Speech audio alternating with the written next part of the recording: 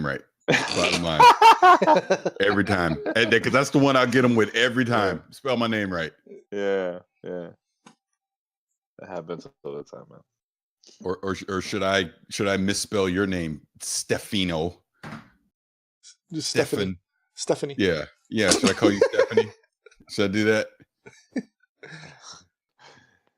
Oh, by the way, funny story, real quick. So, I had to get access to one of our local data centers, right? Mm-hmm. And I'm in this whole email chain, and it was whole because I got to get in this building, so corporate security had to, approve it and all that kind of stuff. Right. So the head of corporate security was like, "Don't worry, I'll take care of her. I'll meet her at the blah blah blah." I kept saying her. I replied, I didn't correct it at all. I was just like, "Yep, thanks, whatever, blah blah blah." Yo, I went to the thing and he met me. Yo, he turned ghost white because he was like, oh shit. This is a dude. This is a dude. It ain't a girl. I could tell he was like, oh crap, it's not a girl. And he thought it was a girl the whole time. Leading up, he's like, oh, it's a chick. I'll take care of this. I am the guy. I am the man. I have this. So and then it's 6'4", 250-pound black man. With no hair. Bald, 6'4", 250-pound black man. I can just see him come up. Oh yeah, Paris is here. Let me get the little cologne going. Yeah. Oh shit. That's so good. That is so freaking good. All right. 1 second. I'm sharing the stream. Good topics. What's up, everyone? Thanks for the thank you, driver. Sub, man. Appreciate it. Oh, yep. Driver C with the 5 month. Thank you very much, man. Super appreciative, man. Super appreciative. Yeah, very cool. All right, so let's do this. Let me get the topics here so we can start. All right. Welcome to Gamertag Radio, episode 785. This is your host, Danny, and joining me this week, the whole Gamertag Radio crew. Let's start with Pete. What's going on, Pete? Good morning. Yo. Good morning, gentlemen. How's everything, man? I'm doing all right. What are you cracking up? Halfway through Voltron, and man, I'm gonna be sad, dude. Legit. Like, it's funny. We were chatting before we came on, and hearing the hype in our voices when we was like, "Oh, where are you at Voltron?" It was like, it's like we were like 12 years old again, and it's just. It's good. It's amazing how an animated TV show on Netflix has gotten us all hype again, like we're kids again. I love it. You know, it's fantastic. I could sit here and have like conversations about it with my daughter, the wife. It's amazing how that show has captured our family, and it's amazing. It's awesome. It's good stuff. It's really dope, man. And I know DreamWorks, they're working on She-Ra animation series too for Netflix. I don't know if I'm as hyped for that though. I'll watch it to see how it is.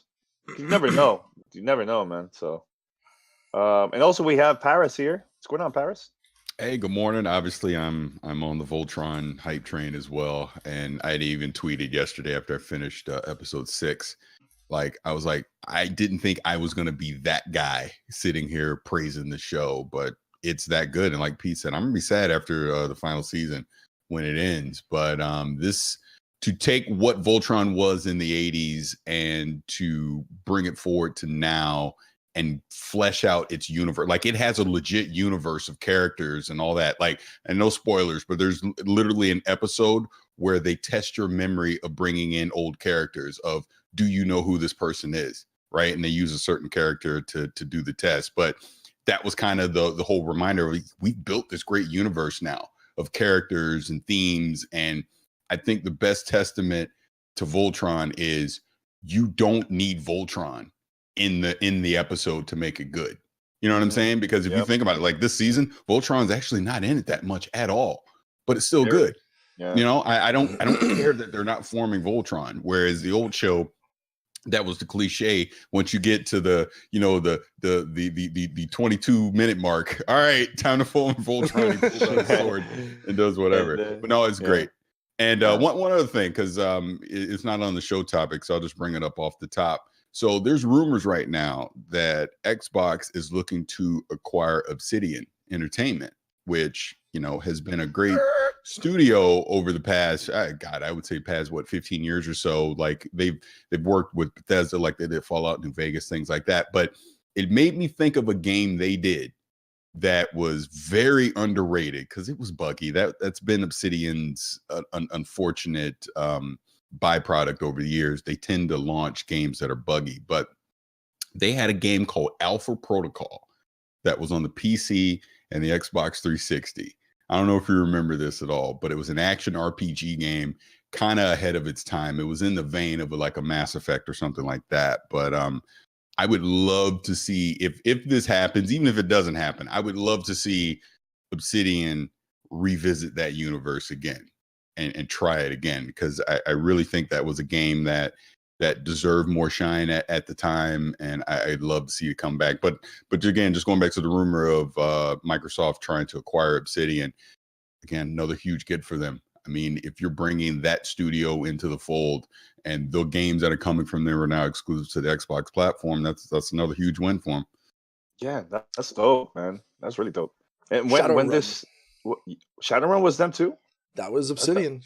Oh snap, man! And that was the first cross-platform game that I know of. Yeah, Xbox and PC players together. Yeah, that's dope. Oof, interesting.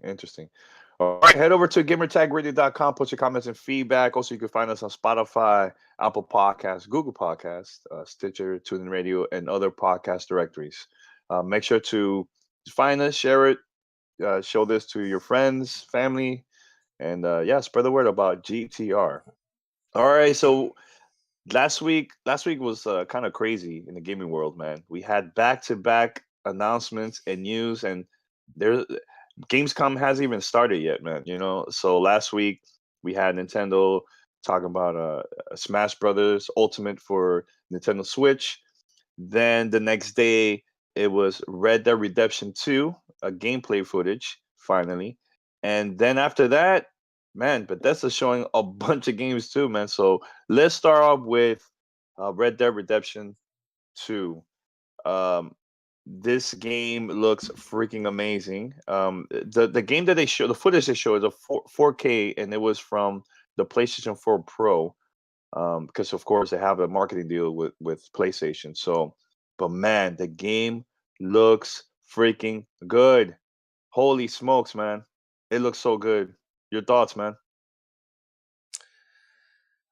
The part that annoys me now is that, and it's the Rockstar formula: release on console, wait 6 months, release on PC.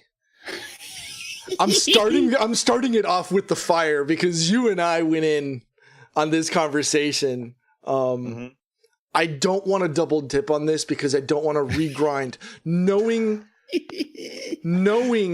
how good the game is going to be.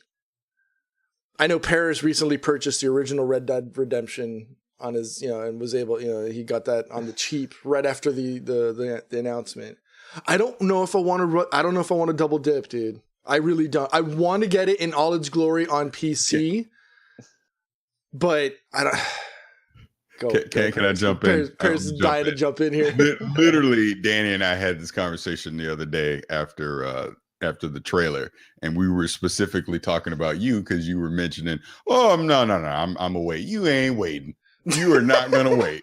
You are going to buy it. Look, I'm not even going to fake the funk. I'm gonna wind up getting on Xbox One X. I'm gonna play it. I'm gonna enjoy it. It's gonna look fantastic, and then they're gonna put out that PC version probably next fall. Something like that. They're going to add some new features to it, blah, blah, blah. And guess what, Pete? Just like me, your dumbass is going to go buy that one too. It is going to happen. This is what they do. And it's smart on their part. They purposely hold the PC version back because you ain't waiting. We're not going to wait. We are going to buy the console version of this game. And then you're going to go turn right back around and you're going to go buy the PC version as well. It just... From a Rockstar standpoint, they know where their money is made. their money's made on the console because that's where the majority of people are. And if you're a PC person, there's no way. You know that meme of Squidward up sitting up in the house looking down at SpongeBob and Patrick just having fun, and he looks sad? That'll be you if you wait for Red Dead on the PC. So we'll all be having fun, and you'll be sitting there just sad. Fear of missing out. Yeah. So yeah. I'm not even at this point. Who cares? Really, I would love to play it on the PC, of course. I got an Xbox One X. I mean, it's gonna look phenomenal on it. I'm not concerned. I'm really not. I'm just gonna go play it on that, have fun with it, and keep going. Paris, the conversation that we were having, you said that this could be the next Witcher game. Oh yeah, right? Oh yeah, for sure. That to me, this looked like what did I tweet? I said this looked like The Witcher 3 and Skyrim got a flux capacitor, went 88 miles per hour to the Old West and had a baby, and it's Red Dead 2. That's what this game is. That's exactly what that looked like when we saw that trailer to me. It took the best elements of The Witcher and Skyrim and merged them into one game. I wonder what are the things that they learned from past Grand Theft Auto games and also the last Red Dead Redemption. Then I wonder they're going to add it to this new game now. Well, the next one is they're going to show off missions. So we're actually going to see gameplay of them doing missions. And you got to think from what they've been doing with Grand Theft Auto, especially with Grand Theft Auto Online with the heists and stuff like that. This is probably Heist 2.0, what we're going to see. Like think about it. If they show a mission of you robbing a stagecoach, things like that. Dude, I'm very excited to see what they're going to do with this world. And it really looks like they're going to focus on the story elements of this as well. And it's not just, oh, you're a bad guy. It's you're part of a gang, but it's family, and you got to do things to support the gang. It looks phenomenal. It really does. I now get why so many other publishers are just steering clear of that. Even Activision was like, you know what? We got to get Call of Duty out before this game comes out because this is ridiculous. When Activision blinks, you got a monster. Yep. It's going to be an absolute monster. And we don't even know about the online yet. And imagine what they're going to do. Again, I go back to Grand Theft Auto Online. That thing Rockstar, Grand Theft Auto 5 is going to be in the top 10 again this year for sales. That is insane. And it's because of what they're doing with GTA Online. So imagine what they're going to do with Red Dead Online, because they've learned so much from doing Grand Theft Auto Online. Dude, phenomenal. Can't wait. And the crazy part, Paris, they didn't even go to E3. They don't go to they don't need to. expos, none of that. Rockstar always do this every year. Not every year, but every time they have a new game, they just show the trailer, show a couple gameplays, maybe some exclusive interiors here and there, and that's it. So people are still gonna buy it, man. That's crazy. So the question begs to be asked: Is Rockstar bulletproof? No, they're not. I don't think anyone is. But CD Projekt Red's not bulletproof. But if there's a developer that has shown the history, the legacy of dropping games that, as our good friend Marcus said about Call of Duty, are they bulletproof on their, regardless of what they do? They're going to sell like gangbusters. It's going to be put in that pantheon. We all have our personal Mount Rushmores of developers. They have to be the first and foremost. They have to be right there, right dab smack in the middle.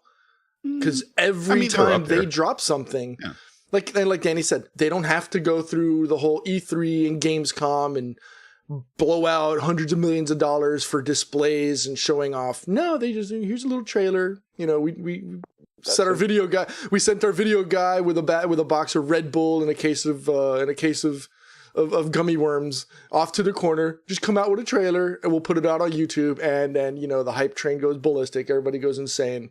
And we'll see your hundreds of millions when we launch in October. Yeah, man, it's insane. I think the last time that I remember seeing or hearing about Rockstar being at E3 was maybe when it was Grand Theft Auto 4, when Microsoft had that exclusive announcement. that they have a marketing deal with Xbox and all this stuff, and that's when Peter Moore showed his like fake tattoo of Yeah. GTA. That was the last time. But they weren't even last there. time. But they were just it was just announced, but they weren't there. No, they Rockstar's weren't never there. Yeah. No, they were there before that, of course. Yeah, they showed what's the name of that game? Bully. The table tennis game. They were there for that.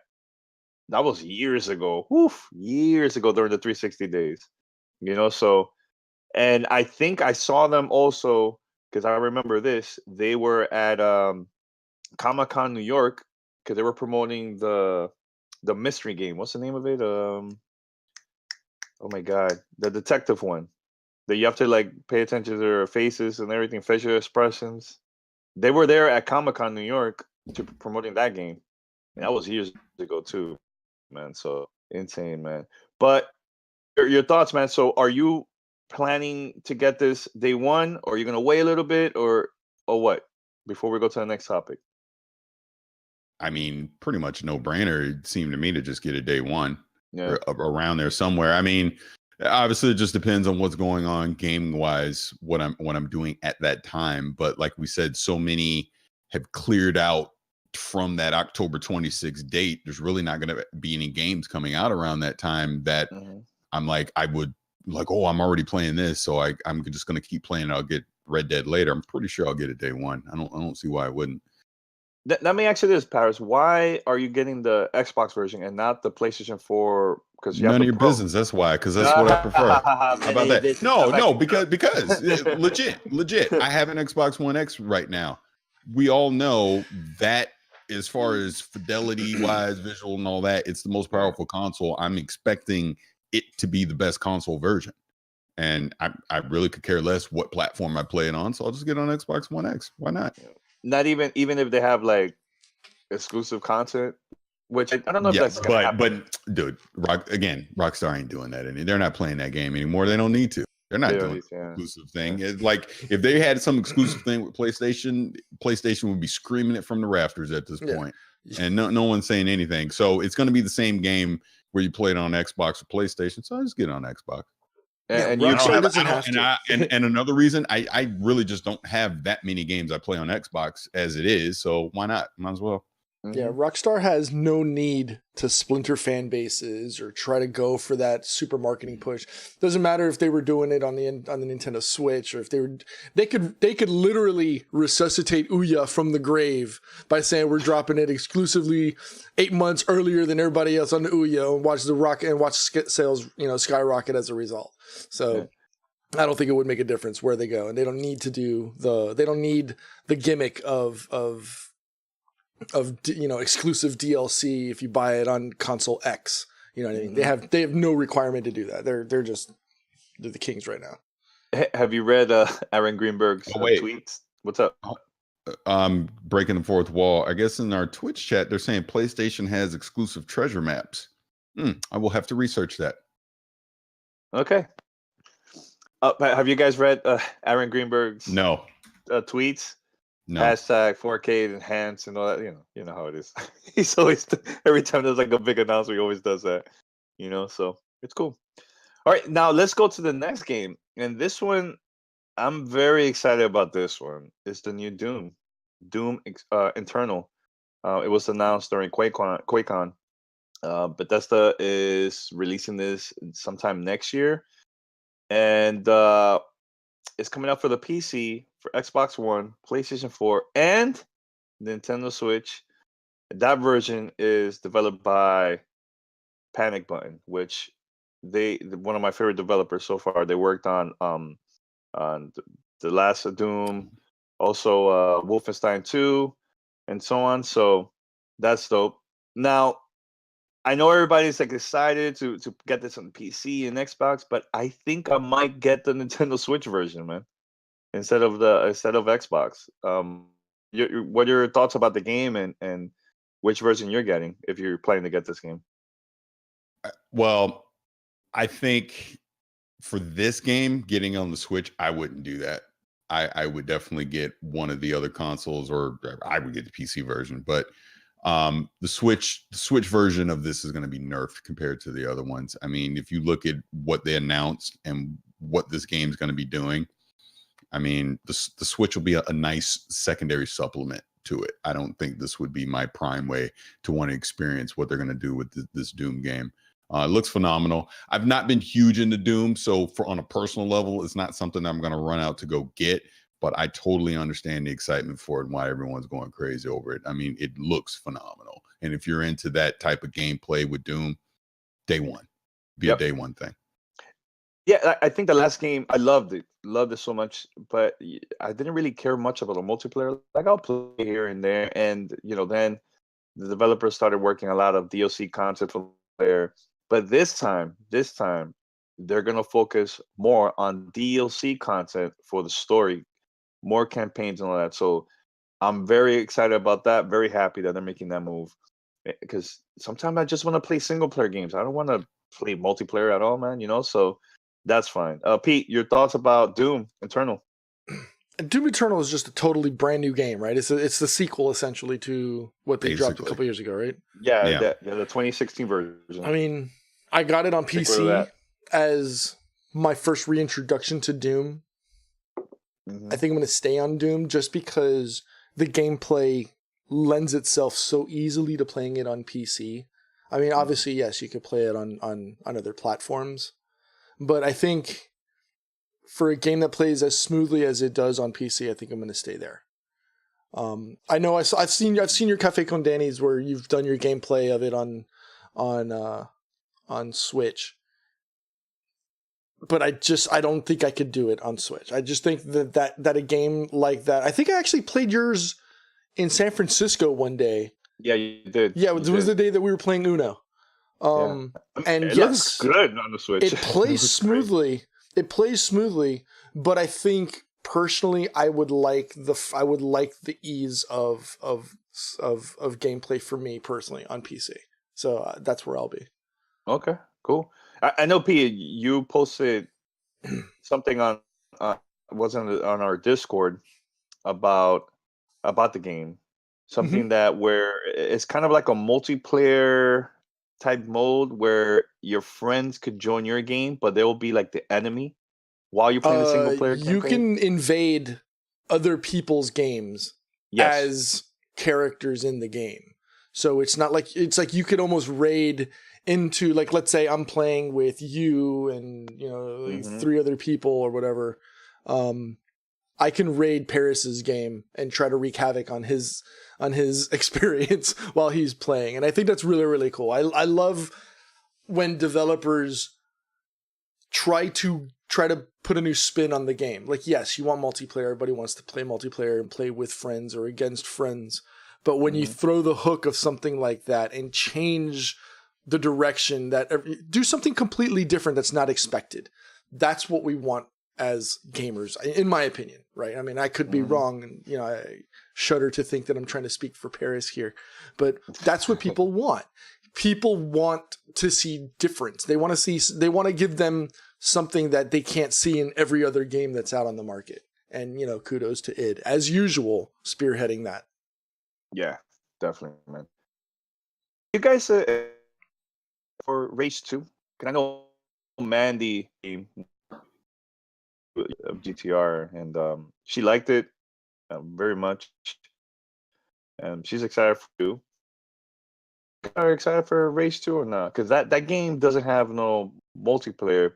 It's gonna have and I quote, a social component, but it's not multiplayer. So it's not something I would get day one. I'm not excited for it as far as a day one pickup, but just from everything that Bethesda has shown and just the buzz around it, it looks like it's going to be a very solid game. It really does. It'll be a wait and see. I want to see. I want to get some feedback on it first, but it's definitely on the radar for sure. I played the first Rage. I enjoyed it for what it was, but I mean, I didn't think it was an amazing thing. But this isn't like. This is more of an open world thing that they're doing with this Rage. So I'm curious. It's just a curiosity with me, but it's not something I'm planning to pick up right away. You, Pete? Yeah, same here. I don't even think I played the first Rage, and it wasn't something that gave me any like hype. I wasn't super excited for it, so I don't. Hopefully it changes, but for right now, that's something. And with everything else coming out these days, I don't think it could crack the library of games wanting to be played. Yeah, there's just way too many other things I want to play this holiday that I'm going to look. I'm going to start playing Rage. Hell, sticking with Bethesda, I'd be more interested in Fallout 76 before I would play Rage 2, which I don't know if that's where you're going next, Danny. But obviously they talked a little bit about some of the way the PvP is going to work in there, and they were showing off how with our basically how you level up your character. They're going to do the cards, like these cards now for your stats. So if you increase your strength, basically you can purchase a card for like 1 point. As you level up, maybe it's 2 points, 3 points. It's like stamina, intelligence, all that stuff. So it's an interesting way to do it. I'd be curious playing it to do it. I think it's a more straightforward way to basically level up your character. But going back to the PvP portion of it, so ironically enough, and Pete, I don't know if you've already seen information on it. Basically, Bethesda's copying the Dark Zone. That's what it is. In that you can try to engage another person in to fight you, but they have to give permission. Like you could hit me, and then I would get a prompt to say, "All right, yep, let's go do it," and then now we can go fight or whatever. Now, if I don't give you permission and you basically keep harassing me and then you eventually kill me, you now go rogue. And on everyone's map, you come up as a murderer, and then basically people get bonuses for hunting you down and killing you. So it's the Dark Zone. That's exactly what it is. It's the Dark Zone from the Division. Yeah. Basically. I'll be curious to see how that plays out real time, because I guarantee you, just like the Dark Zone, you're going to have people that their only goal in life is to grief you. They don't care about progression, nothing. It's just to go kill other people that don't want to fight. The people that want to fight, fine. But even if I don't want to fight, you could kill me. Plus, nukes are in the game for the different structures and buildings and everything, like the camps that you can build. So nukes are in the game. It'll be hard to do, but you can nuke someone's base out of existence. But I guess you can also have a blueprint of it and rebuild it if you need to. Yep. I'm worried about the grief factor of Fallout 76 personally. I just think there's people that are going to want to play it like a Fallout game, and then there's people that are just going to be a-holes, and they don't care about playing it like it's Fallout. They just care about ruining your day. And I think that's going to be, unfortunate, the main theme that is going to come out of Fallout 76. You're just going to hear about all the stories of people spending hours and hours building their camps and bases, and then some a-hole comes and just nukes it out of existence. Those are the things that you're going to hear about. So we'll see. We will see. But I will say this, and I'll be quiet. I do applaud Bethesda trying, because mix it up, try something different. If it works, great. If it doesn't, adjust to community feedback. I totally agree. Yep.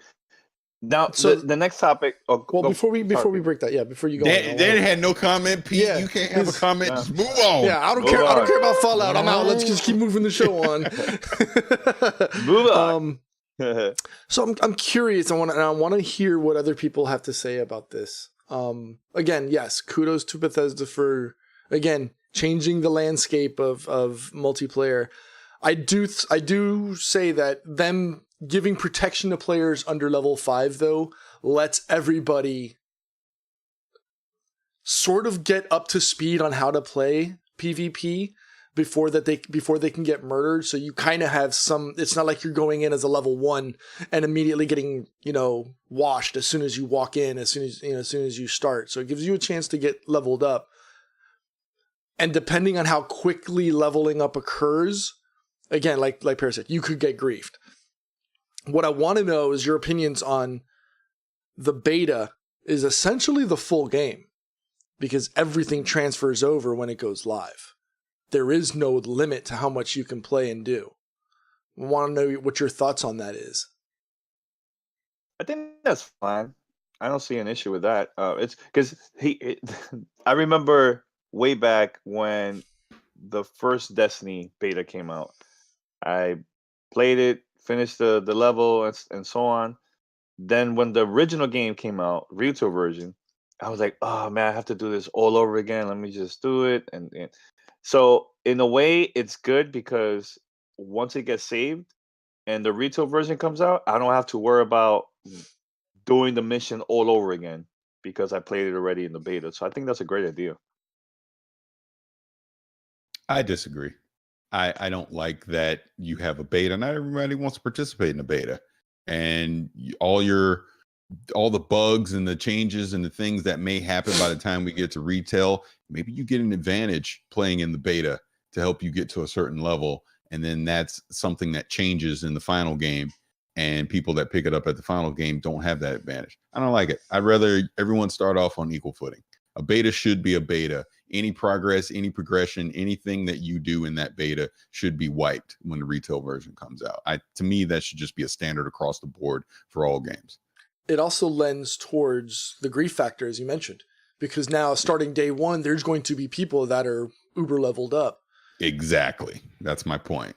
Well, you know what? Don't play then. Jeez. Wow. But that's not the right answer, though. That's not the right defense for that, though. You know, ignorance is not bliss in this respect, though. Yeah. You know, you can't just say don't play. I don't see an issue with that, man. It's just not. I don't know. There's bigger things to worry so about. So you're okay, you going in day one, complete noob, and then you're already at risk of losing things because you're a low level and there's somebody who literally never left their bedroom, you know, for 3 or 4 months. You're okay with that? You're buying the game, so it's gonna be the same situation too. Once you level that up, when you're playing the retail version. So what's the difference? You're still gonna go through that, Pete. So don't buy the game or not buy the game.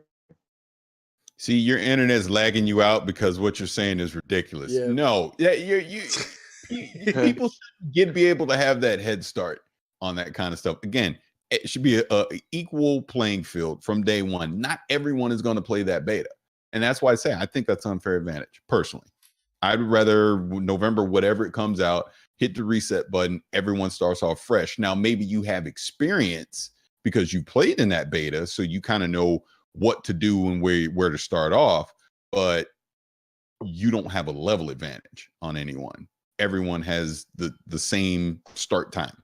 I think that's fair, personally. So why are we talking about this so much? It doesn't matter. Danny just you were the one that started it. No, you started because you ended it. I don't know. It's all good. All right, very quick. Dev Jam game. I know some of us have played in the past. What if, this is a what if question, in the future we might see a new game?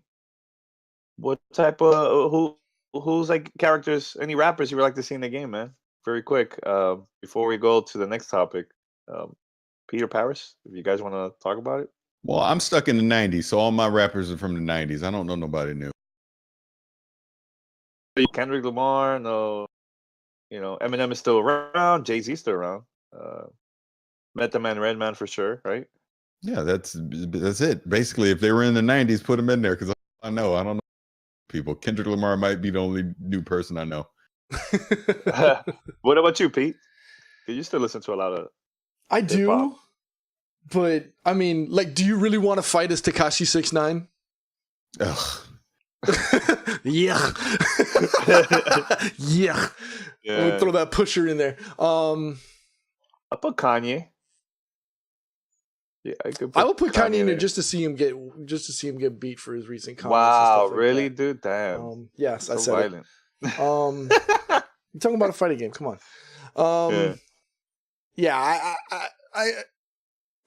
I do listen to current rap, when I can. I mean, probably if you're gonna throw new rappers out there, I'd probably say right now, Jid, Cole, Denzel Curry. That new album is amazing. I really, really dig it.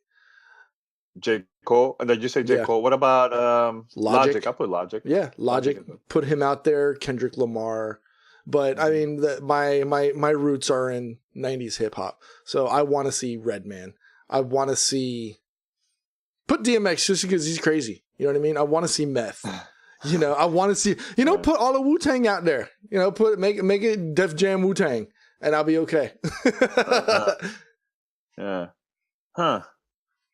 Yeah, I heard a couple stories about the rappers working on the Def Jam game behind the scenes. It was pretty funny and stuff. And I think I asked Nori, because Nori was part of one of the games too, like how was like his experience and everything too. So that was cool. By the way, do you remember this? I always wanted to ask this question to Cliffy B. They used to work at Epic Games at that time. But do you know that Drake was supposed to be in one of the Gears of War games back in the days, and they replaced him and they added Ice-T instead? I wonder what happened behind the scenes that they decided to remove Drake and put Ice-T in the game. Probably because nobody sees Drake as someone that you could. That's someone who would be, because he if you look at Drake as a rapper in comparison to everybody else, he has that soft appearance. Like, he doesn't have calluses on his hands. You know that man's soft. So like, can you really see someone like Aubrey come across as rough and tumble and someone who could fight? Like, and I don't know dude personally, but I'm just saying his appearance, his demeanor and everything, he doesn't look like rough and tumble. Like you could see him in an alleyway and you'd be okay. You'd be like, all right, I'm gonna be all right. You know what I mean? Like you see Ice-T coming at you, like, whoa, all right. Yeah. You know what I'm saying? Yeah. So that's the only thing that I could say. That's what I would say. Like he just doesn't come across, as someone that's rough and rugged, but Yeah. Yeah, I wonder if they will ever release those recordings. Epic. I doubt it. I would love to hear that, man. So. By the way, P, I know you posted this in our chat about Ninja. You want to talk about it? Because I think it's been going around the web, man. Well, it originally started with an article from Polygon yesterday. Ninja, they had an interview with Ninja, and he explains why he chooses not to stream with women on Twitch. And I know that this is probably going to start a sore subject if it hasn't. I mean, I know it's already exploded on the internet and everybody's going crazy, but I thought it was a good discussion. I'm not trying to pick a specific side, but I'm curious because it does create commentary and dialogue, which is what we do here. Ninja explains that he chooses not to stream or co-stream or game with women because he doesn't want to start potential rumors because of, flirting, etc. He's happily married. He has his home. He's got hundreds of thousands of 12-year-old viewers on Twitch, and every single word that comes uttered out of his mouth could be rightfully or incorrectly construed to be, whether it's, flirtation, etc. So he'd rather just keep that drama out of his life, out of his stream, and not have anything like that bother, or, cause an issue with his wife. And so the internet has exploded in retort. There's been other partnered streamers on Twitch who have argued because they feel that he's blocking, in a sense, or maybe gatekeeping women out of the streaming, out of streaming careers potentially. And I'm curious to know what your guys' thoughts. My personal opinion is it's his stream. He can do whatever he wants. I don't see how it's being negative, defamatory, or hurtful to women in streaming. He's just choosing to keep that out of his life and out of his stream. Others are going to have their opinions on it, but I'd like to hear your thoughts. I disagree with you, honestly. I think it's one of the most silly things I've ever heard as a reason. I don't give a frick how famous, popular you are or whatever, but so what next? I'm not going to stream with black people because I don't want anyone to think I'm racist or something. It's like, it's stupid. It is legitimately one of the dumbest things that I've heard, to say, I'm not going to stream with a woman because I don't want people to think I'm flirting with them. It's like, be a freaking man and don't do it. I interact with women every day. There's not a woman on this planet that's going to accuse me of flirting with them because I respect women. Period. It's really that simple. So yeah, it's dumb. And no, I don't think it's okay that he does that. I do think it's a problem because to me, you're offending an entire genre of people by doing that. That's offensive. If I was a woman, I'd be offended. Because again, if he's going to say, well, I'm not going to stream with a Korean person, you would be offended because well, I don't want people to think I'm doing anything with Asian people. It's like same thing. It's literally the same thing. So I think it's dumb. I really do. That's just my 2 cents. I agree with that because guys, we travel all the time and we're cool with everybody. We hang out with a lot of people. Look, if you my Instagram and Facebook, I have with women, with guys, with everybody, man. And it's about building that trust, man. And if you start just slamming women in general just because I don't want my because maybe she's too jealous and I don't want to me it's dumb, man. You have to build that trust. And by him doing this, I feel like you're not really helping your of like trying to keep it a safe side. It reminds me of was it Mike Pence, the vice president? Yeah. He said he says that he can't go out without his wife because maybe the relationship is like she's probably too jealous. He don't want her to be too jealous. I don't know, man. I find the whole thing ridiculous, man. Here's another example. What if it was a gay person, right? What if it was a gay man? I'm not going to stream with gay people because I don't want them to think I'm flirting with them. Yeah. If I'm gay, I'm offended. But like, bro, you ain't that good looking. Okay. It's the same thing. It's like as a woman, it's like, dude, I'm not attracted to you. It's like, again, just because you're the opposite sex, I instantly have to be attracted to you and want you because you're ninja and you're famous and all. It's stupid. It's stupid. It's stupid. It's stupid. I'm sorry. And look, I'm old, so maybe I'm just looking at it from an old man point of view. But when I saw that, I just thought it was one of the most silly things I've ever saw. Because you telling me you can't handle yourself around the opposite sex, that you would say or do something that would imply that you're flirting with them. No, and I don't think that's it, Paris. I think it's because the majority of his audience is young. Set the example then. That's my point. Yeah. To me, that's not an excuse. My audience is young. My audience is this. You dictate to your audience the person that you are. That's my point. It doesn't matter who your audience is. Let them be immature idiots in your chat. Don't give them the example to continue it. Because if you're not doing it, then they're just talking. They're talking to the air. They're talking to themselves. As long as you handle yourself the right way, it doesn't matter what your audience is saying in your chat. That's all I'm saying. You should be able to game and play with whoever the hell you want to. Should not matter. And he's taking that choice 100% to himself. He's choosing not to. Well, you know what? I disagree with you. Obviously, you seem to want to defend it. You seem to want to defend it, so I'm just going to be quiet. No, I'm literally just giving this the opportunity to have the discourse. You know, we're having the discussion. I'm not trying to sit here. But you're literally sword and shielding for Ninja at this point, and I've made it very clear I don't agree with it. I think it's silly, and to me, it sounds like you're just making excuses for it. So I'm going to stop talking about it because, again, it to me, it's ridiculous.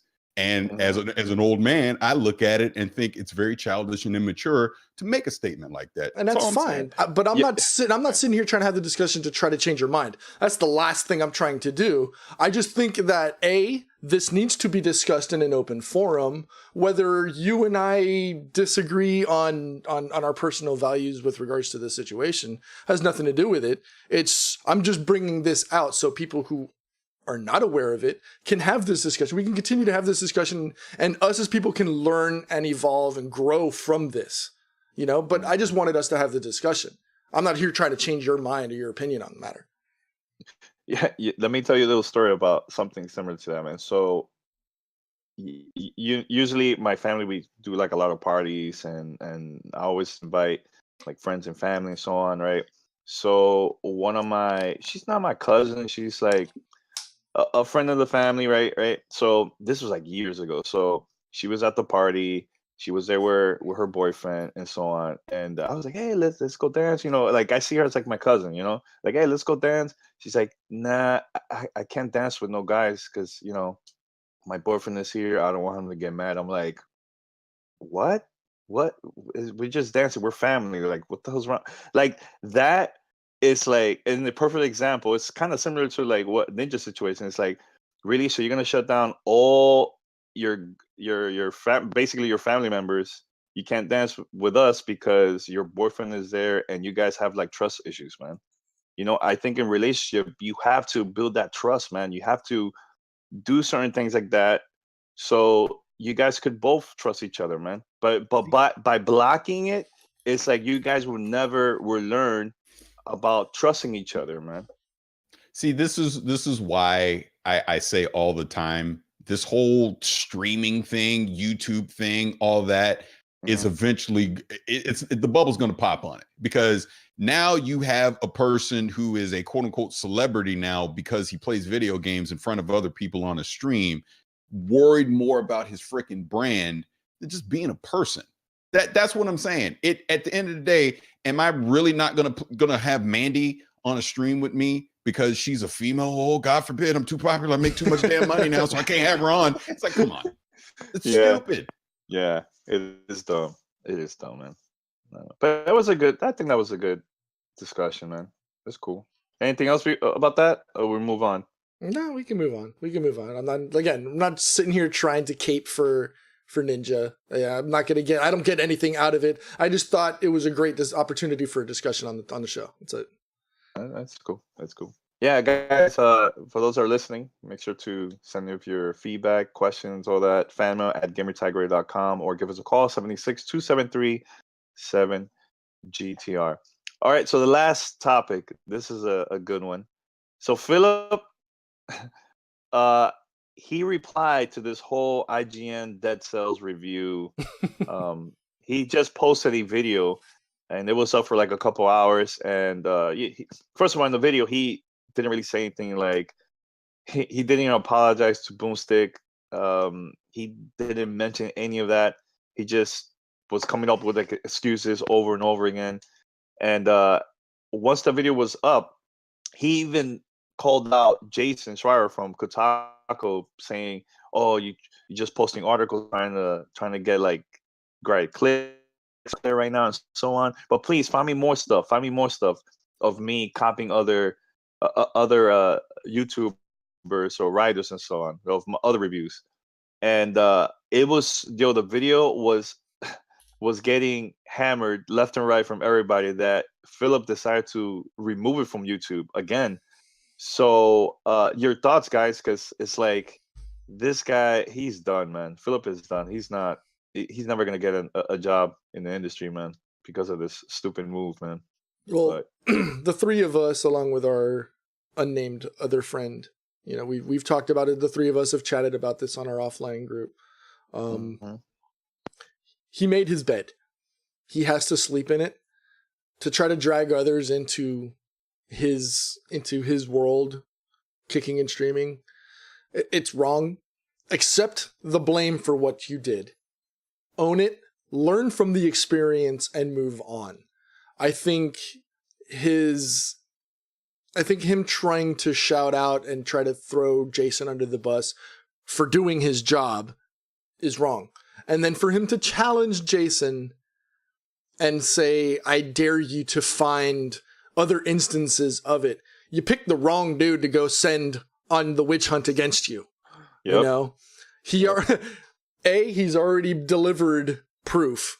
He delivered more. He dropped more dirt on you, and then you challenge him to find additional, which he did, and then you're going to continue to try to throw him under the bus and then monetize your video, your apology.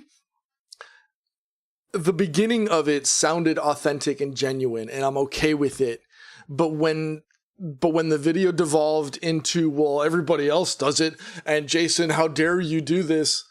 That just showed his immaturity. And I don't know if he'll be blacklisted and if he's done in this thing. Because, I mean, hell, we've seen Logan Paul do just as bad, if not worse stuff. And he's apparently still making money on YouTube. I mean, thank God YouTube finally got rid of Alex Jones, but that's a totally different situation and conversation, and not a place for this on this show. But I don't think he fully fleshed out that apology video and thought about the repercussions of what he said before he hit publish.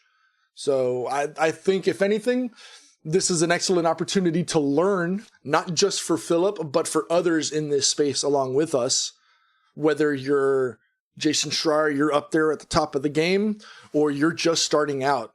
Be authentic, be real. And I think that's something we've all talked about on this show. Be authentic, be real, put your heart and soul into it, and don't do things expecting an overnight success. Low and slow is the right way. Hell, we saw Boomstick. He talked about it himself.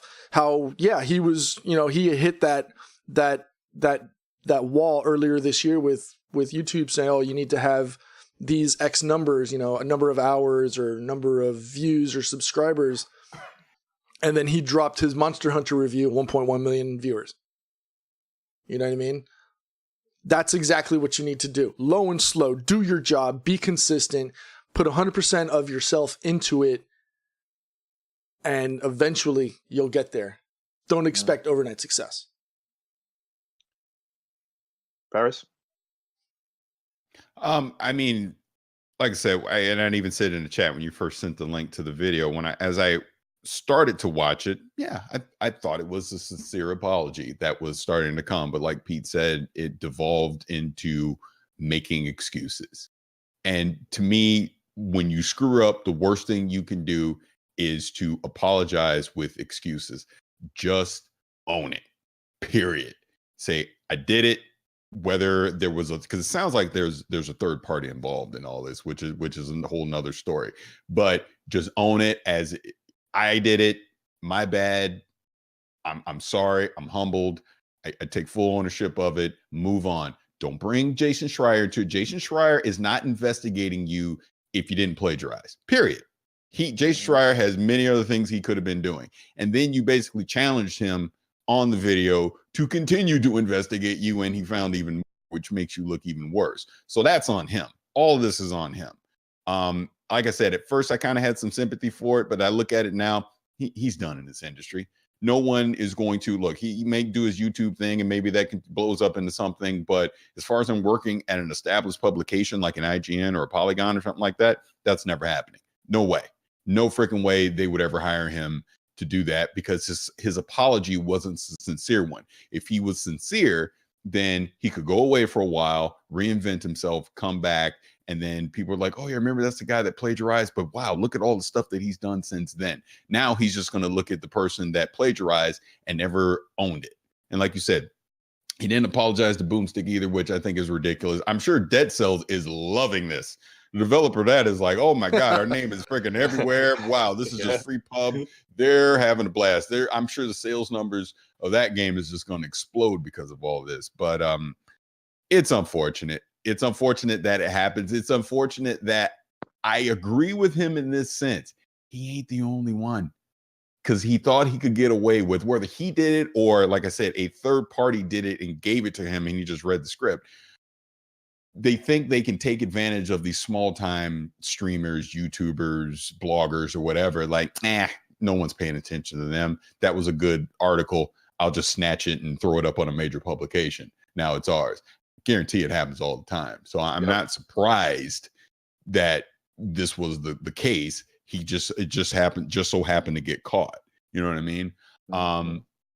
Like I said, again, with the Jason Schreier thing, I think that's the main thing that I pull out of this, that don't be mad. Look, and I feel bad that his family's being attacked. That should never happen. But don't be mad at Jason. Don't be mad at Kotaku. He's literally doing his job.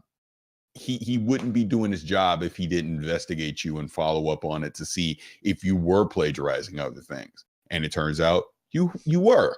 So you got caught again.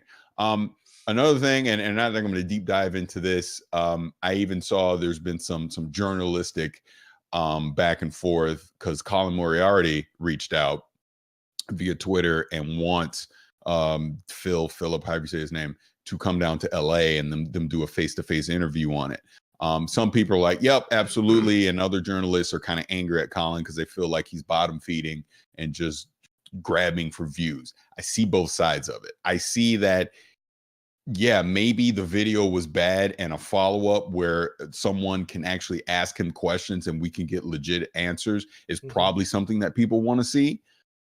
But it was Colin, and Colin's very controversial. So people are only going to see the negative side of it from Colin, and that he's bottom feeding and he's just trying to extend his own brand by highlighting something that's negative in our industry. So it's a fine line. To be honest, if it was Greg Miller, as an example, doing this, I'd probably be way more okay with it. It was Danny O'Dwyer or even if it was Jason Schreier, as an example, doing this.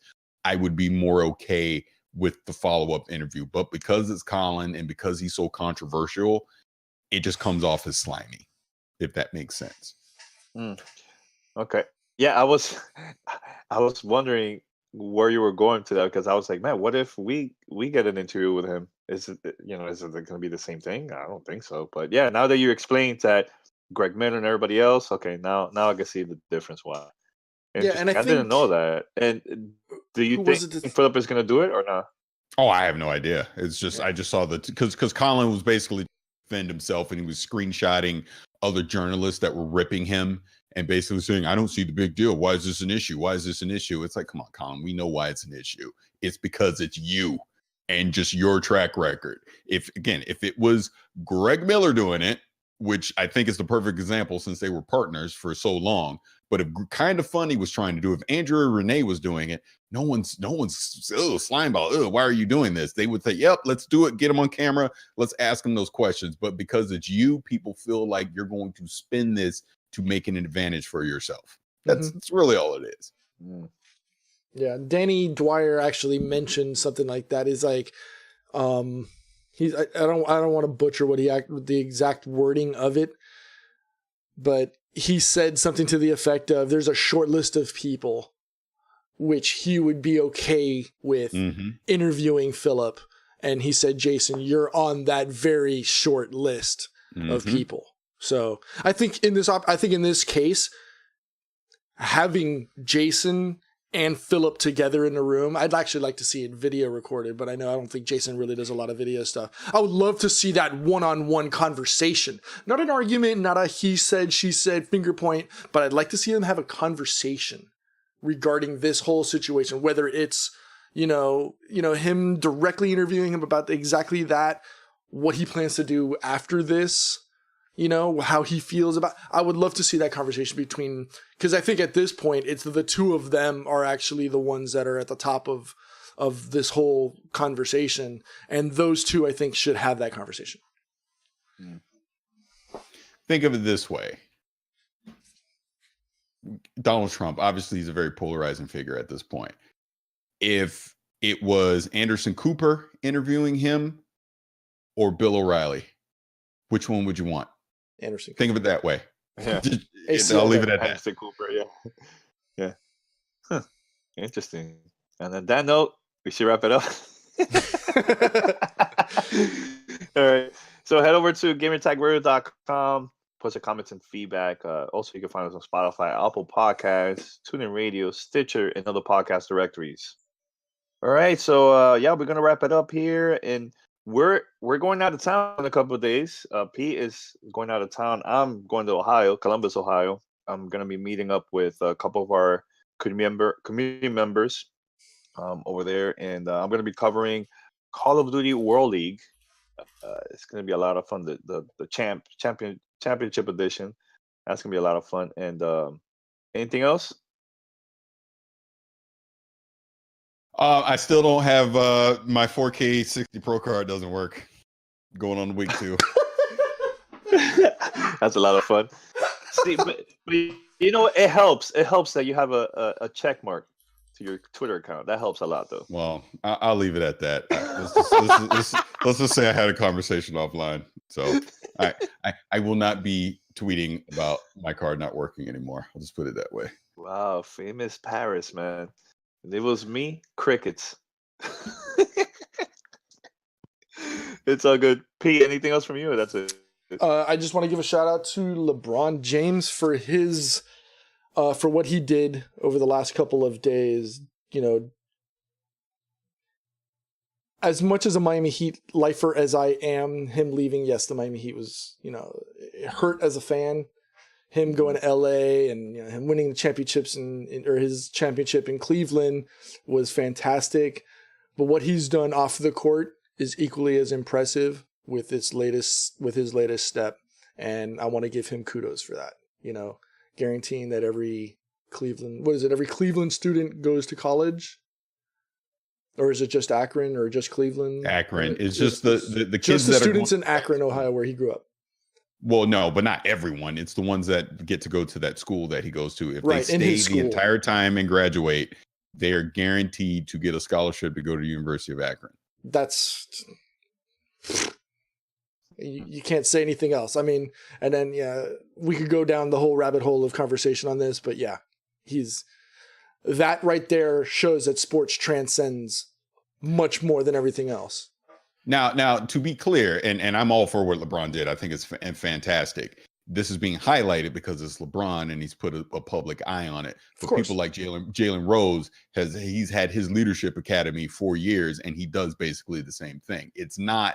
There's other athletes that do this as well. Right. But I'm glad that LeBron has put a spotlight on it, and I'm glad that by him putting the spotlight on it, it is inspiring other athletes to do the same. Yep. But he is not the first. I just want to be clear on that. He is not the first. There are other athletes that are already doing this, and they should be applauded and they should get some shine as well. Mm-hmm. But I'm just glad that he is helping his community. And I'm going to take a slight negative on it and say this, not him, but obviously with all the Donald Trump conversations, Don Lemon and him, and questioning his intelligence.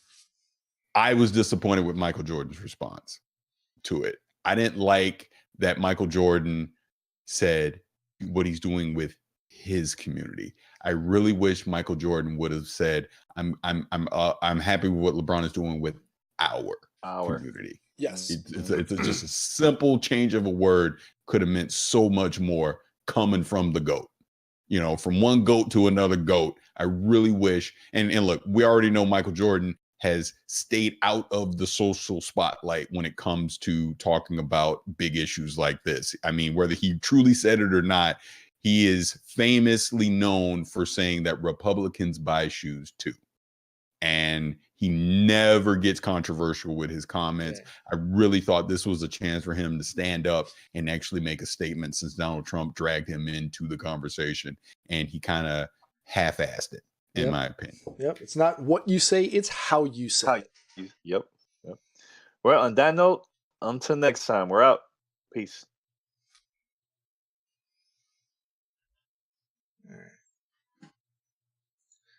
Oh yeah, and Hammer, I wasn't mad, but I get very passionate about that stuff for sure. I just think even with the ninja thing, and then obviously even with the whole plagiarism thing, because I look at it this way: I'm nobody. I really am. I don't think I'm anything. I just look at this stuff from my point of view, and I think a lot of it's stupid, and a lot of it is just driven by money. That's what it really comes down. Now, as far as the plagiarism thing, that's just being lazy. I think what I think happened is, I think, and I don't take credit for this. I saw someone else say this. I think that he basically subcontracted out that review to someone else because he was too lazy to do it. That person, I'll just pick this little YouTuber. No one cares. And gave it to him, and he sent it to IGN, and that's what happened. That's why I think he was kind of the whole lead editor. I take responsibility. He was kind of careful with his words on that because he's obviously not trying to throw this third party under the bus along with him. Again, it really comes down to laziness. If you're responsible for doing a review, do the actual freaking review. That's all it really comes down to. Is it really going to hurt you to have to play a video game? Really? When that's your job and that's what you get paid to do? My God. Paris, where you read that?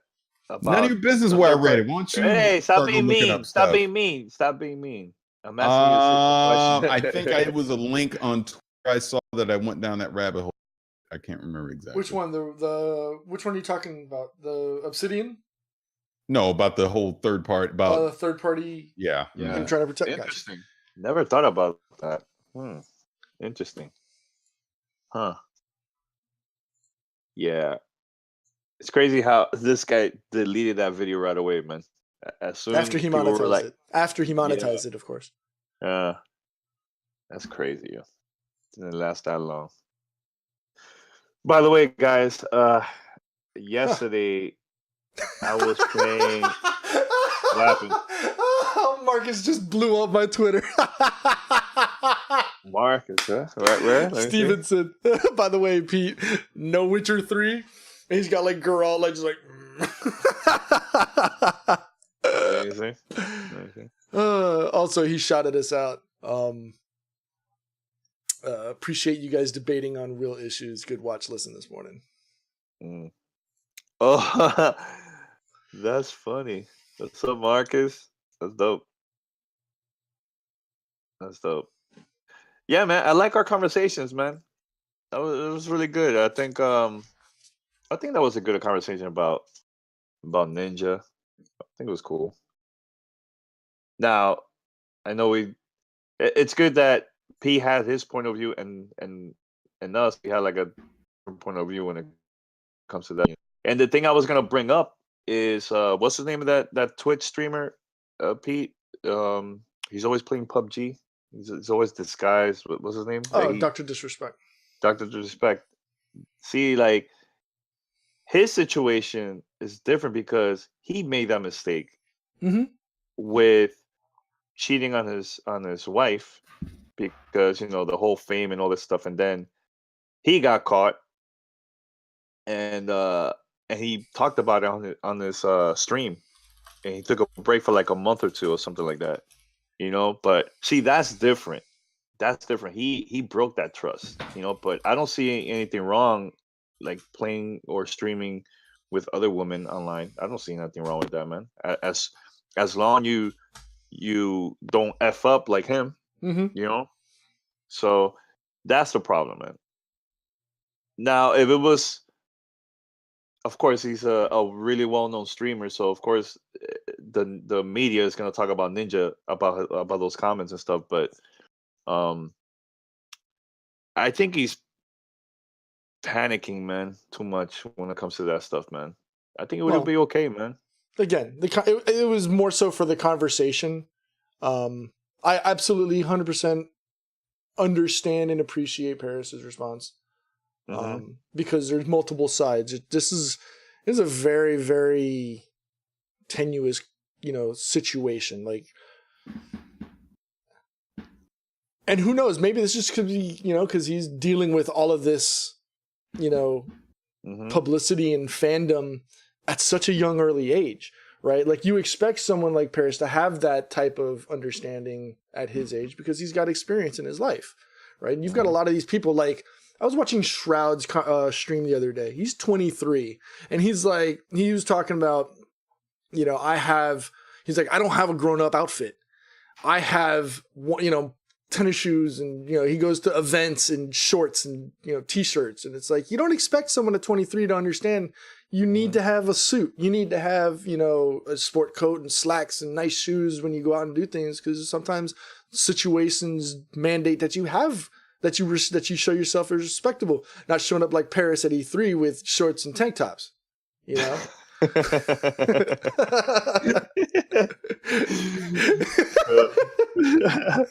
Oh man! But here's a... Yep. Did your headset die? You're swapping headsets? Hey, I'll be on in 1 second. Yeah. Okay. Let's go. And now I'm gonna take it back too, man. Like, when I started the podcast in 2005, I needed help. I needed people from the community to see if they wanted to be part of GTR and so on. And because of that, I met smart women, man, like Miss Irie, Mandy, Anjo Banjo, who else? Andrea Pink Sage. They were talented, man. Imagine me saying, no, I can't work with none of them. I can't, I'm good. I wouldn't I wouldn't be here because it wasn't for them. Because they helped out a lot behind the scenes, man. You know what I'm saying? Like, I had a crappy website, and it was Miss Irie that helped us out and made like an amazing design for GTR at that time and everything, man. Because and look, my fiance, we started dating at that time, and she was cool with it. She's like, "Yeah, do your thing, man. Whatever." It's like she didn't really care about that, man. You know, and that's why I think Ninja's gonna lose the opportunity because you never know. You might meet someone that will help you or something. You know what I'm trying to say? Like, you guys could help each other out, man. He's gonna miss the opportunity, man. Well, You know what I'm saying? So I think someone like Ninja is the outlier in this conversation. I mean, it's not like he's struggling right now. It's not like he needs the I'm not additional saying benefits that. of streaming with girls. You know, obviously, I'm not on the same page as him. You know, I've had Mandy on our show. You know, we've had Mandy on our show several times. We will be streaming later tonight with Mandy playing Overcooked 2. So what was this? What's this? I gotta go. I'm playing Destiny. I'm chasing the catalyst for the Whisper, so I gotta go. Oh, Bye. oh, Destiny Top Radio. It's so good. That's so funny. That's fine. I mean, you and I can continue on this discussion. Yeah, you fixed it. Yeah, it's already done. It's already done. I already had it. Had it saved. So I wasn't expecting it, but to see that I was just able to hit go, boom, and it swapped out. It's good. Look at Tanya. Tanya could stream with us too, right? Like, she could. You know what I'm saying? Like, right. Man, I don't know. People, I think it's just dumb. The whole thing, man. I think it's just dumb, but whatever. It's all good. Yo, today I gotta go to an awards, man. I gotta present an award today. Really? Yeah, it's called Premio Águila. It's Christian awards, and they wanted me to present best podcast. So I was like, yeah, I'll do it. I'll go. Word. So it's in Spanish, of course. So I'm gonna go there and What time are you coming back? What time is it at? It starts at 6:30. So then you're not gonna be on the stream tonight, then? Yeah, I'll be on. I just don't know what time, but I'll be on. Because I definitely want to play Overcooked 2 with you guys. Because we were gonna do that at 8. I'm actually gonna start the stream a little bit earlier because my wife wants in, which is awesome. So it might just be her and I playing it until the 8 o'clock stream, and then you know, we'll have Mandy and David on. Who knows? I don't know. It might get a little loud and boisterous in here because I mean that game gets nuts. So looking forward to it. I actually got to go out and get another controller. So I'm gonna go get the Pro controller for myself and let my wife play on the grip. I love that controller. And then can you use the mini Joy-Cons to play? Yeah, you can. Okay. The mini Joy-Cons, yes, because I that's how I played with my nephews and my brother. Because I don't want to. We all had 4. We had 4 and stuff. So. Yeah, I don't know if I just get the Joy-Con and 2 grips or the grip with 2 extra Joy-Cons. So that way I can play. So that way I can play with my son and daughter as well. We can play as a family out on the couch and yell and scream at each other. Oh, how are you gonna stream it though? I already put the whatchamacallit here in my office. Oh, so they're all gonna be there.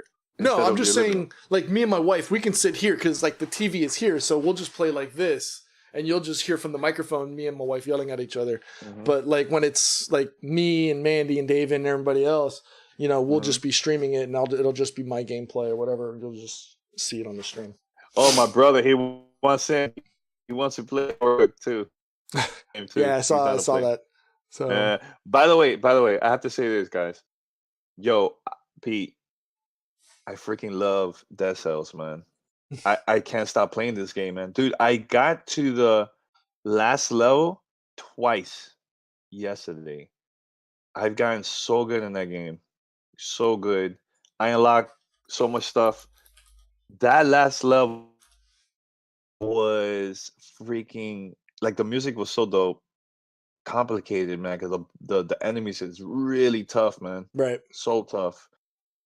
Man, you guys are sleeping on this game, man. I wish you guys could actually play it and give it an opportunity, man. 'Cause that game is, contender on my list, contender of game of the year, man. It's so freaking good, man. So dope. I streamed it a lot yesterday on Twitch. So if you guys want to check it out, the library, check it out and stuff, man. It's really dope. All right. I'll Really work on dope. it. We'll see. I can't guarantee it because obviously we've got, a lot of stuff. But It's all good. It's all good. By the way, man, I want to talk about it on a podcast speed, but what was it? We happy few? yes. Not impressed.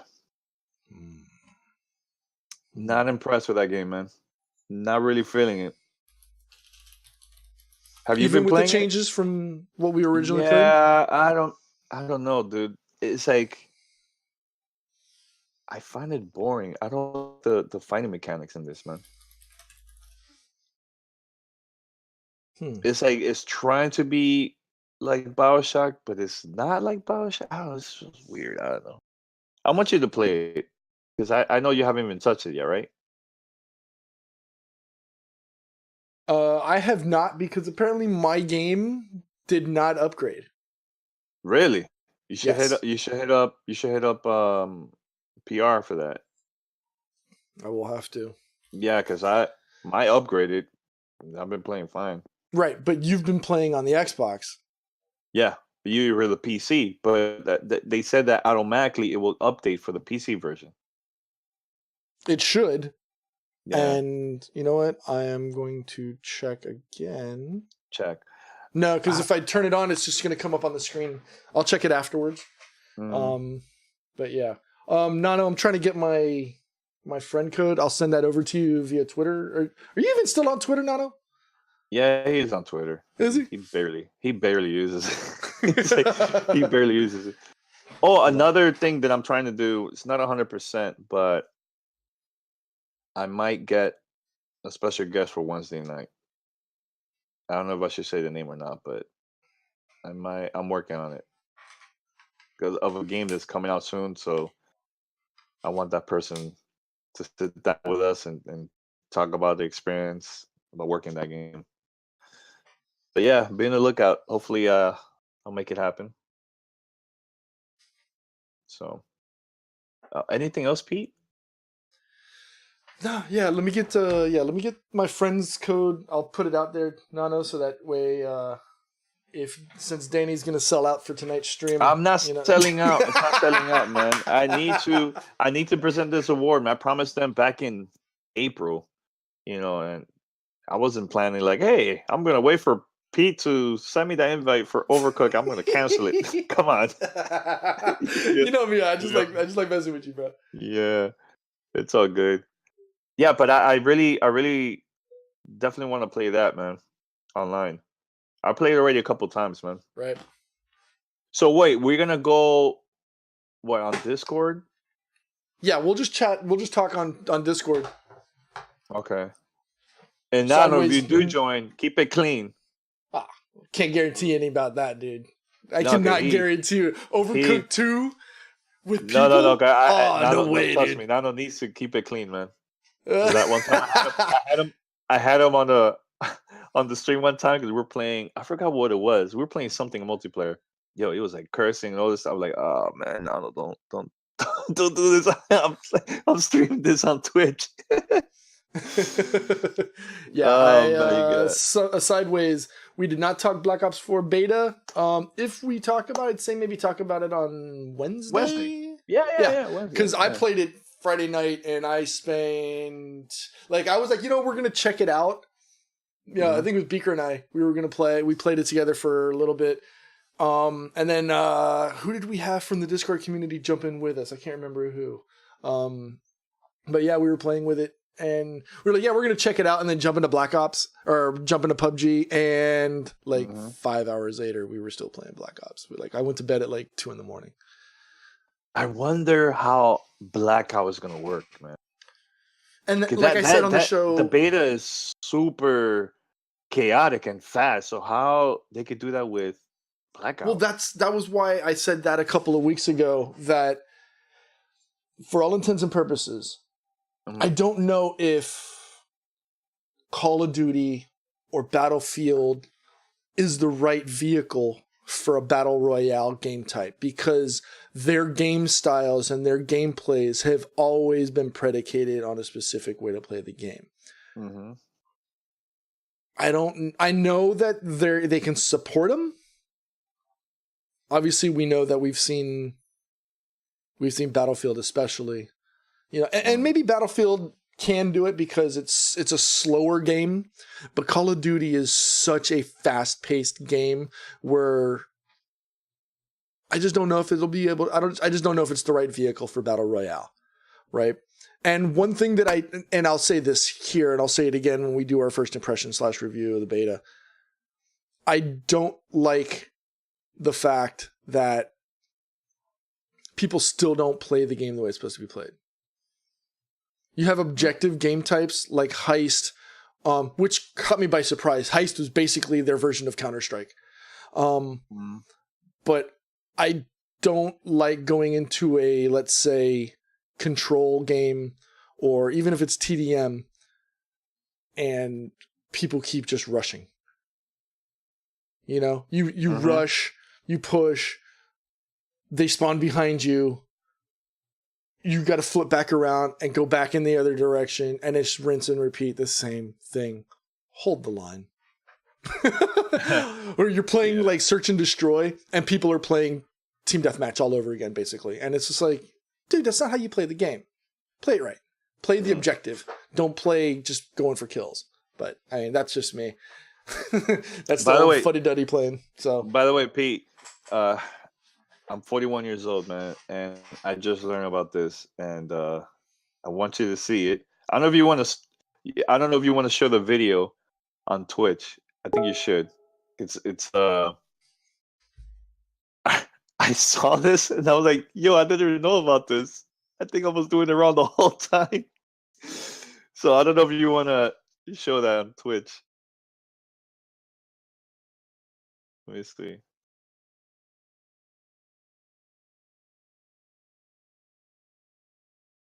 Are you watching it? Yeah, I'm watching it first before I put it out. Okay.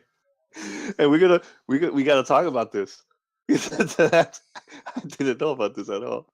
Give me a second. All right.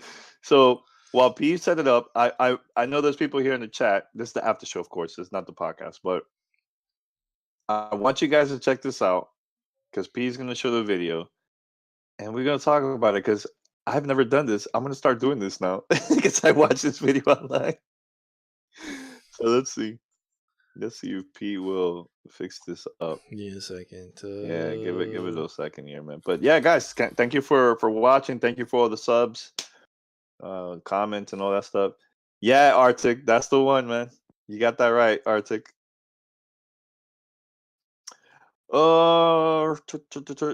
Yeah, the Moon Pie. I know you talked about. Wait, did you guys talk about Bethesda putting up a stop to someone trying to sell an unopened copy of the Evil Within 2? Well, you should go read the update. That's why I didn't talk about it because there's an update to that story. So you should read that because I think the person was trying to sell it as new, but it was actually not new. That's the reason they try to stop it. So yeah, that's why I didn't really brought it up. I'm like, there's better topics to talk about than that. He's still trying to figure. Oh, there you go. Oh wait, I think. Yeah. Yeah. All right. So this. What is going on? What are you doing? Well, remember, I got to do display capture. So give me a second. Okay. P's trying. What the hell are you doing? I'm watching the stream. Yeah, but I have to remember. I have to capture it in the window where your picture is. So.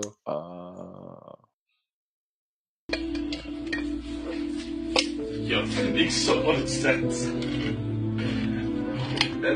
makes so much more sense to hold it flat than to vertically try to attach it. Watching it now. Yo, look how he opened it. What do you want me to do, man? Just show the first way. How we all do it. Like this. How we all are. How we do it. Because usually we do it to the side, not like that on top. Yo, it makes so much sense. Nah, man, I didn't. I was doing it wrong the whole time. It makes so much more sense to hold it flat than to vertically try to attach it. Look at that. Mind blown. I'm sorry. I'm 41 years old. Pete, are you the same? It caught me off guard. Yeah. I'm older than you. I So. did not know about this. I'm still doing it the old way. I'm setting my ways. Yo, my mind is just went. Because I've been doing it wrong the whole time. Oh my god, this is. But see now, who is it? Like, see the moon pie saying, "Oh, you guys did not know that?" Yo, dude, Nope. I didn't. This is totally new to me, man. Yeah. Well, of course, yeah, we use the automatic one. That's fine, but okay. Nah, it's not a. It's not a different. It's not a different can opener at all, man. It's crazy. Just want to bring that up because that was very. You're gonna have to very go do that interesting. later, just to test it out. Yeah. take a picture, being like, "Yo, guys, I did it." Take a picture, see if it works.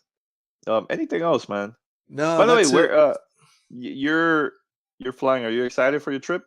Oh yeah, absolutely. I'm always excited to go to San Francisco, so I can't wait. I can't wait.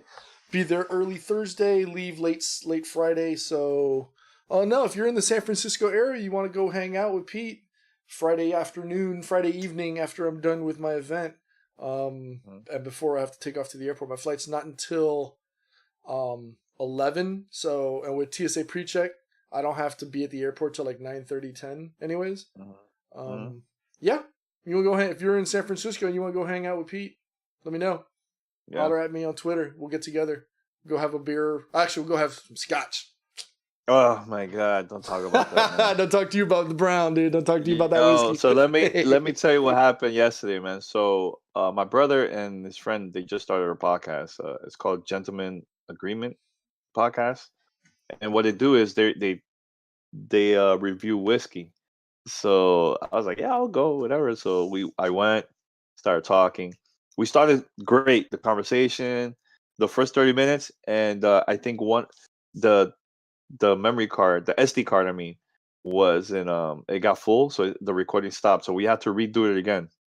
So while we're drinking, so we started again and so on. And we recorded for 3 hours. We started strong. By like the last hour or so, I was just saying things that still to this day I don't remember what the hell I was saying because I was so drunk at the end. We drank a whole bottle, man.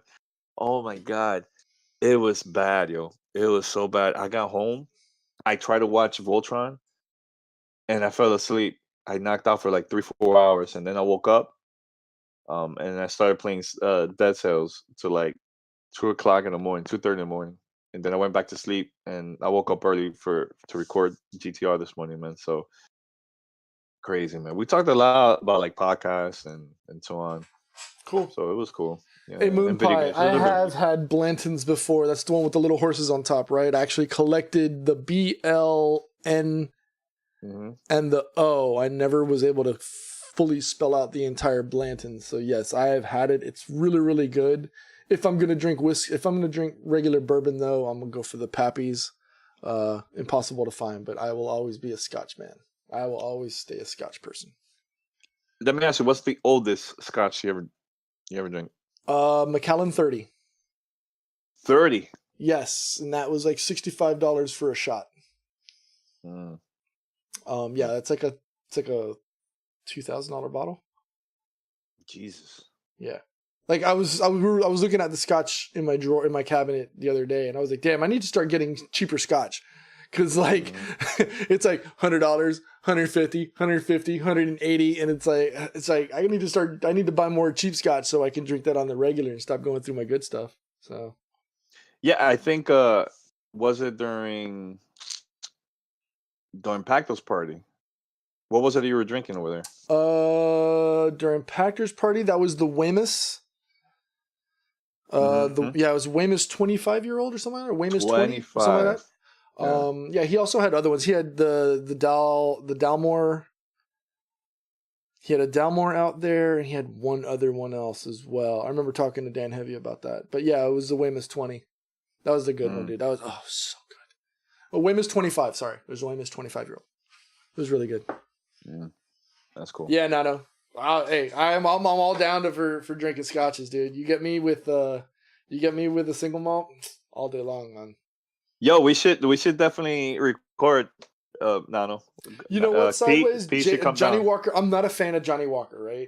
I've had my fair share of Johnny Walker, whether it's the black, whether it's the double black. The Johnny Walker green is the only Johnny Walker I can tolerate. That, and actually, I like the gold, the blended 18, more than I like the blue. Blue is obviously, everybody's like, oh, Johnny Walker blue is the expensive one. But I like the Johnny Walker 18 gold better than all the other ones. And the only reason I like the green one is because, if I'm not mistaken, it's a single. It's not a blended. It actually tastes better. I don't mind it. Yo, you know what was a cool experience? Doing the whiskey tasting at the Far Cry event? Yes. That was dope. That California, that was really dope. That California whiskey that they, so good. Yo, and it was brick. It was so cold, man. That day, because we were outdoor, like, and it was windy. On the top of the mountain and stuff. Oh yeah, dude. It was like 40 degrees out there, man. It was 40 degrees out in the mountains. So they gave us all that whiskey. It felt good though, man. That nice little warm one. Yeah. And it's crazy because people don't know this. We did that. We drank. I think it was like 4. Right? 5. Was it 4 different? 5. Was it 5? Yep. And right after that, we had to go meet up with the voice actor of the father. Far Cry, and that's how we did Hope County Stories. We were kind of hammered. You're not hammered. We were feeling nice. I wasn't hammered. You might have been hammered, but I was fine, dude. I don't know. I was feeling really nice, and we did the recording for Hope County Stories, man. Really dope, man. I went to the archive. My wife I sent that link to my wife and her brother. Yeah. And she literally said, I see Peter trying that other method as soon as he finishes recording his show. Knew it. So the other day I was listening to Hope County Stories again, man. I'm like, yo, I can't believe how we put it off, man. I can't believe it how we put it off, man. Crazy. Because we freestyled the whole thing. And it came out fantastic. Yep. Yeah, I would love to see what we can do. We put time and effort into an actual script, / storyboard. Yeah. Getting that whole down. Hey, Nano, man. Glen 30. Whoo!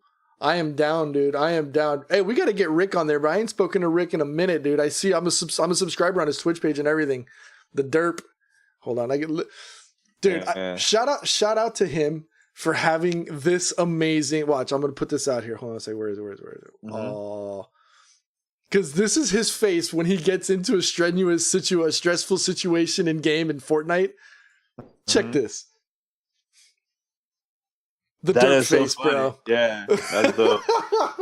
Shout out to Rick, bro. Shout out to Rick. That's absolutely. Dope. I have a Highland Park 12, and that's the smoky one. Yeah, Highlands are a little smoky. They've got some of the. They got some. They're kind of peaty. My favorite right now, I'd have to say, is the Macallan Amber. Or the Macallan Special Edition number 2. Those are really good. I found a bottle of Yamazaki 12, which... So there's a story about Yamazaki scotches. About 8-9 years ago, you could find them for $30 at your local market, right? You could find them everywhere. They started really picking up like awards, like all of the Suntory scotches, Hibiki,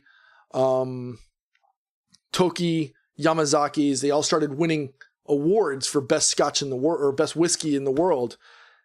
Suntory last year announced that they were stopping distribution because they were literally running out of whiskey.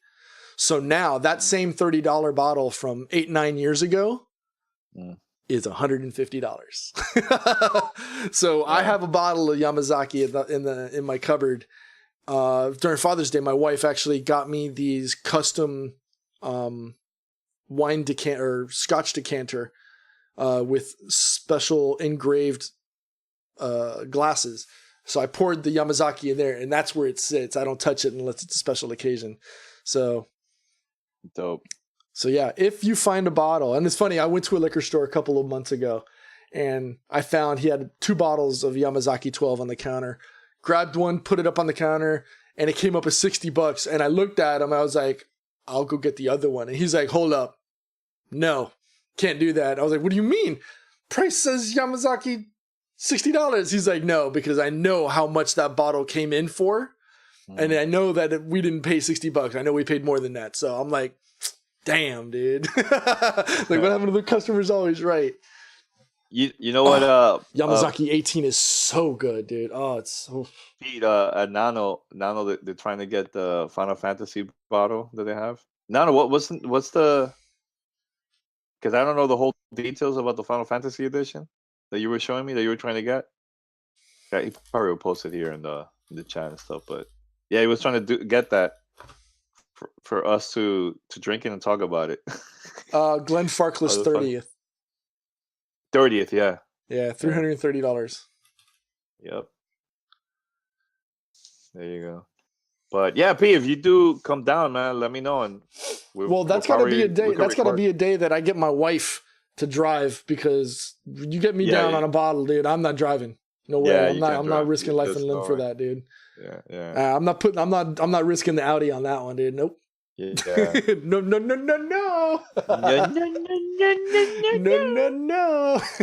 Yeah. Insane. But yeah, I'd 100% be down for that, dude. Let's do it. Yeah, no. I think the last hour or so of that podcast, man, I was just saying crazy-ish. Oh, there's only 303 bottles available for purchase. Yeah. Hard to find.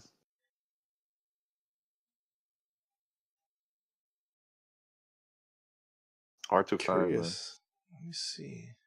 Yeah. Yeah, he said you could set it up. Oh yeah, let's do it. I'm down. All right, dude. Yeah, for sure. We'll do it. I'm done. Yeah. Yeah, man. I think I'm gonna head out. Okay. Things to do, man. And yep.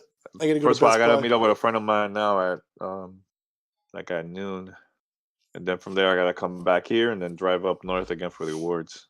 Word. Yeah. So we'll see.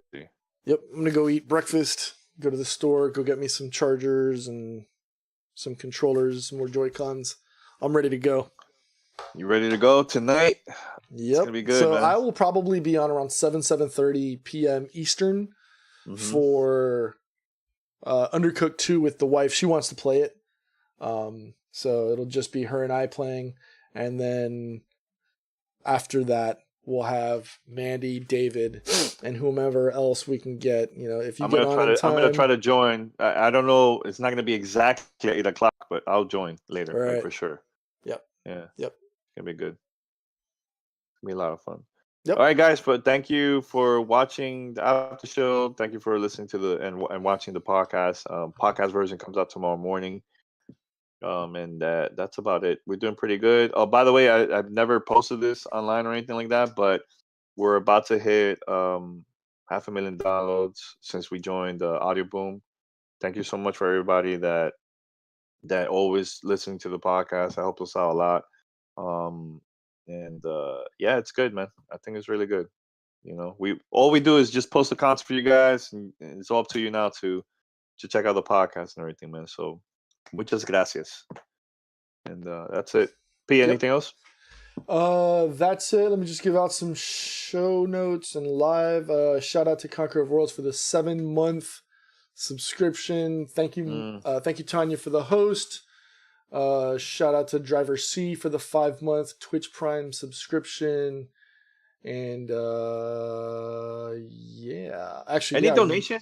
What? I know there was one person that donated. I just can't. You said that randomly somebody donated. Oh yeah, that was last week though. Because I don't see anything here. That was last week. Shout out to SOCOM Shot for the $5. Just started listening a few weeks ago. Love the show. Much better than other gaming podcasts. Thank you very much. That's dope. That's dope. Yeah, you could donate. Donate.gamertagradio.com. You know, and believe me, this helps a lot every time we travel, man. You know, I went to New York and I had a lot of things that had to do with it because of the film festival and because of your donations that helped us out a lot, man. Over there. And during E3 and look now, Pete, when he goes to California, it's all that, man. So thank you so much. Yep. Man, I gotta talk to Todd to see if there's gonna be any new designs on our store.gamertagradio.com, because the holiday season's coming up. Yeah, so I'll think of something. All right, until next time, guys. Peace. We're out. Peace out, guys.